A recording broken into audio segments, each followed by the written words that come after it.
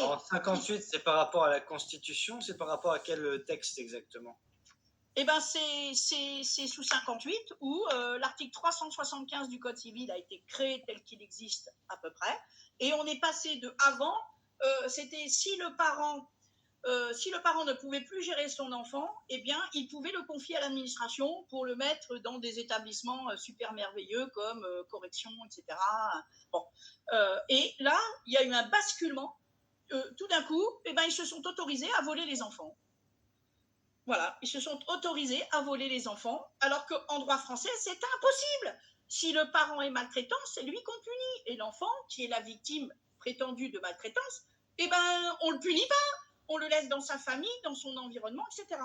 Mais les avocats sont criminels parce qu'ils n'appliquent pas la Convention européenne des droits de l'homme. Et je prouve le lien et la connivence qu'il y a avec les magistrats. Écoute bien.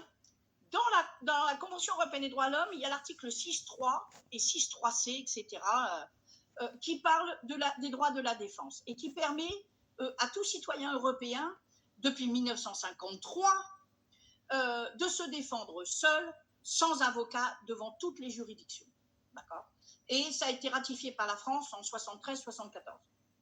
Ça veut dire qu'au jour d'aujourd'hui, 2024, la Convention européenne des droits de l'homme n'est pas respectée par les magistrats.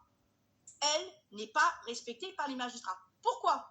Mais parce qu'elles viennent protéger le travail des avocats. Et pourquoi ils protègent le travail des avocats ? Parce que les avocats, ils sont là pour protéger le juge.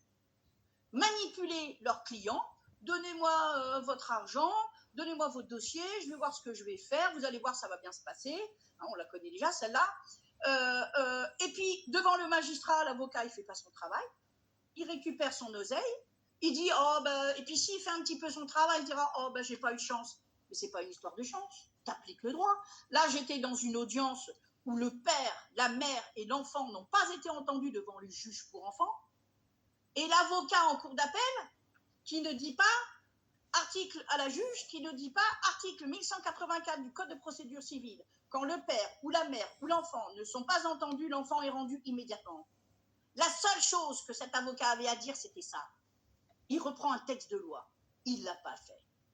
Parce que c'est tous des pourris. Tous des pourris. Et je suis mais effondrée de voir à quel point tous ces gens sont immoraux, n'ont aucune honte. Pourquoi ? J'ai découvert depuis peu un mot que je ne connaissais pas qui s'appelle l'eugénisme. C'est-à-dire qu'il y a ceux qui ont des droits, il y a ceux qui n'en ont pas. L'eugénisme,